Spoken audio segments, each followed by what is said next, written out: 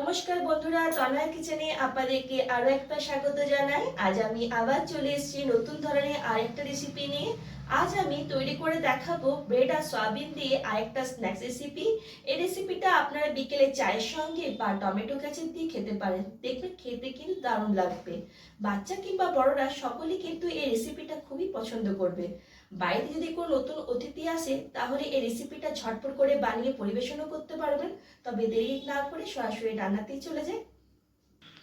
এই রেসিপি বানাতে আমি প্রথমে সয়াবিন নিয়েছি। এখানে আমি ছোট সাইজের সয়াবিন নিয়েছি, আপনারা চাইলে এখানে বড় সাইজের সয়াবিন ব্যবহার করতে পারেন। আর লাগছে 4টে ব্রেড। এরপর আমি মিক্সিং বলে 4টে ব্রেডকে আমি দিয়ে দিচ্ছি। এখানে আমি ছোট টুকরো করে ব্রেডটা দিয়ে দিচ্ছি। এরপর মিক্সিতে ব্লেন্ড করে নেব। এরপর একটা পাত্রে ঢেলে দিচ্ছি। এরপর আমি একটা সসপ্যানে জল গরম হতে দিয়েছি। এরপর সয়াবিনগুলোকে আমি গরম জলে সেদ্ধ করে নেব। তার জন্য লাগছে স্বাদ মতো নুন আর সয়াবিনগুলো একবার ফুটে এলে আমি গ্যাসটা বন্ধ করে দেব। এরপর আমি সয়াবিনগুলোকে ঠান্ডা করে নেব। সয়াবিনগুলো এখানে ঠান্ডা হয়ে গেছে। এরপর আমি সয়াবিন থেকে চিপে চিপে জল বের করে মিক্সিং জারে দিয়ে দিচ্ছি।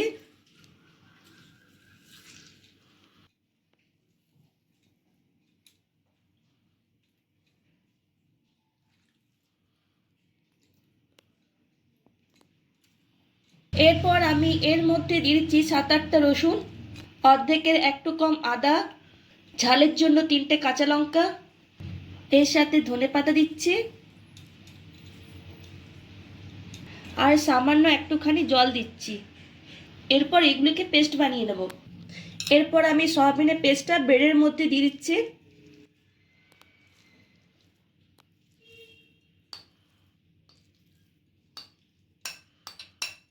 এরপর পেঁয়াজ কুচিটা দিয়ে দিচ্ছি এখানে।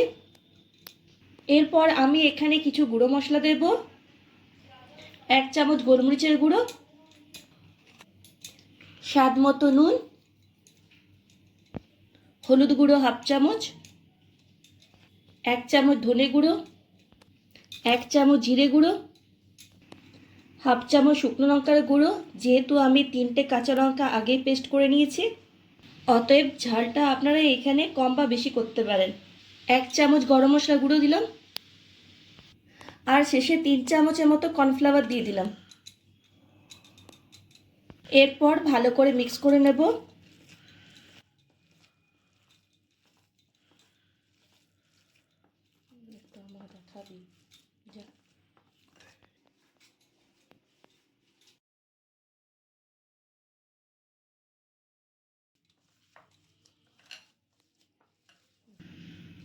এরপর গোলাকার শেপে গড়ে নেব।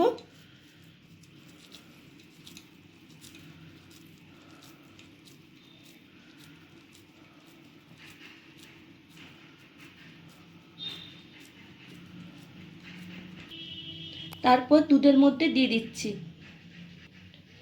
এরপর দুধের মধ্যে ভালো করে মিক্স করে নিচ্ছি।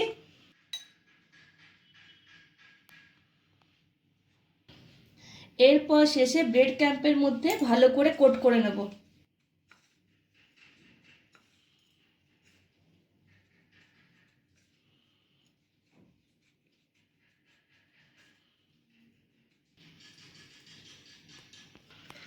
এইভাবে প্রত্যেকটা বল আমি এরকম ভাবে গোল গোল করে গড়ে নেব।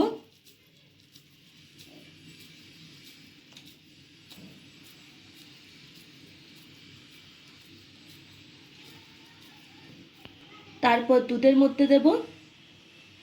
দুধের মধ্যে ভালো করে মিক্স করে নেব।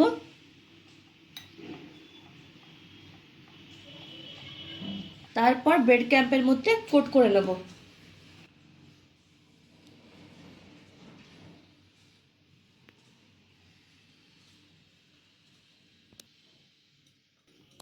আমি কড়াইয়ে সাদা তেল গরম হতে দিলাম। এরপর আমি বলগুলোকে ফ্রাই করে নেব।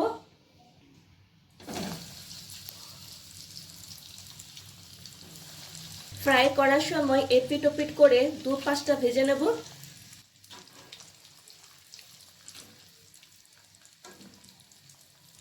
আর আঁচটাকে আমি মিডিয়াম টু লোয়ে রেখেছি।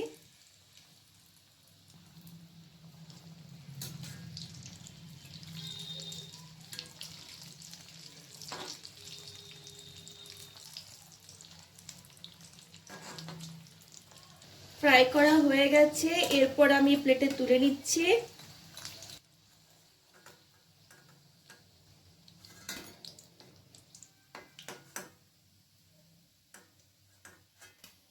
এরপর বাকি বলগুলোকে আমি ভেজে নেব। এপিট ওপিট করে দুপাশটাই ভেজে নেব।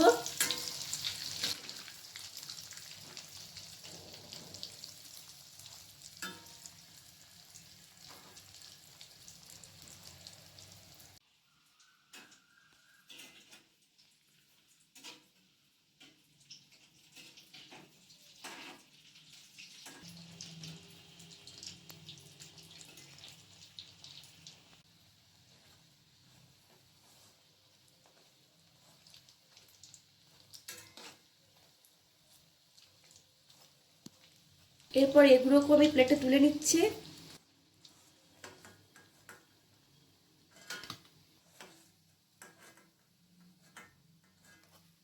ব্যাস, রেসিপি কমপ্লিট। এরপর আমি গ্যাসটা বন্ধ করে দিচ্ছি।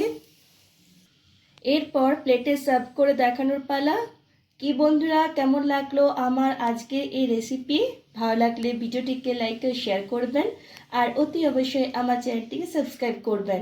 আজ এই পর্যন্তই।